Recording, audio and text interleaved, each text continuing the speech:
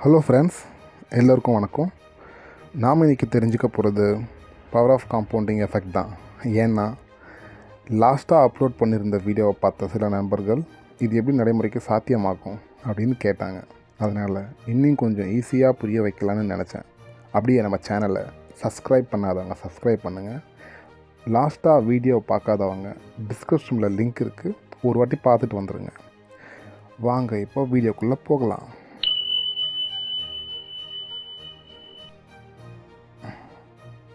சிம்பிளாக ஒரு மாதத்துக்கு என்னோடய சம்பளத்துலேருந்து நான் 1000 ரூபா சேர்த்து வைக்க முடியும்னு கண்டிப்பாக நினச்சி எடுத்து வைக்க ஆரம்பிச்சிடணும்.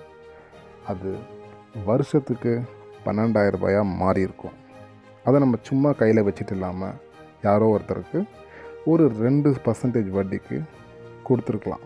அப்படி கொடுத்தோம் அப்படின்னா வருஷத்துக்கு அது 24% வட்டியாக மாறி இருந்திருக்கும்.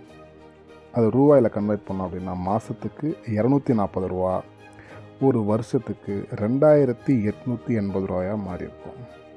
இப்போது நம்ம சேர்த்து வச்சது 12,000 ரூபா, வட்டி கிடச்சிது 2,880 ரூபா, ஓவராலாக 14,880 ரூபா மொத்தமாக நம்ம கையில் இருக்கும். இதை நம்ம சும்மா வச்சிட்ருக்கலாமா? அப்படி வச்சிட்ருக்கக்கூடாது. இதை அதே மாதிரி மாதம் 1000 ரூபா சேர்த்து வைக்கிறோம் அப்படின்ற அந்த வெறியையும் விடாமல் சேர்த்து வச்சுட்டே இருக்கணும். ஒரு அட்டவணையாக போட்டு உங்களுக்கு நான் அதை விரிவாக விளக்குறேன். என்ன அப்படின்னா, சிம்பிளாக ஒரு 15 வருஷத்துக்கு அது மாதிரி சேர்த்து வைக்கணும்னு முடிவு எடுத்துகிட்டு ஆரம்பிச்சிடணும். ஒரு வருஷத்துக்கு 12,000 ரூபா ஆச்சு. அது 24% வட்டிக்கு கொடுத்துருந்தோம்னா 2,880 ரூபா. அது அந்த வருஷத்தோட முடிவில் 14,880 ரூபாயாக சேர்ந்துருக்கும். இப்போது அடுத்த வருஷம் அதை திரும்ப ரீஇன்வெஸ்ட் பண்ணணும். 2வது வருஷத்துலேயும் நம்ம 1000 ரூபா சேர்த்து வச்சு இருக்கிற 12,000க்கு கூட இதையும் சேர்த்து 26,880 ரூபாயாக ஆயிருக்கும்.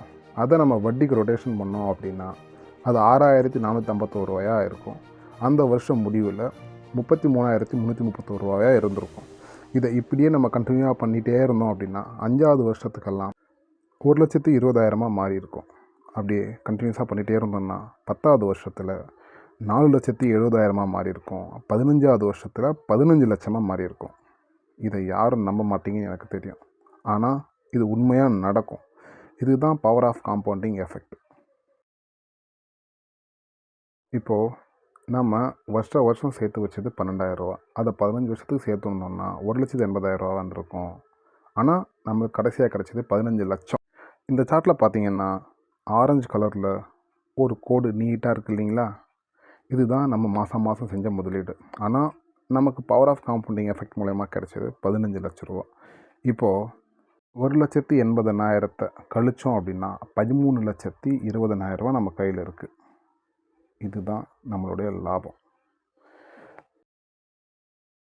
வீடியோ பிடிச்சிருந்த லைக் மற்றும் சப்ஸ்கிரைப் பண்ணுங்கள். எல்லோருக்கும் நன்றி. தேங்க்ஸ் ஃபார் வாட்சிங்.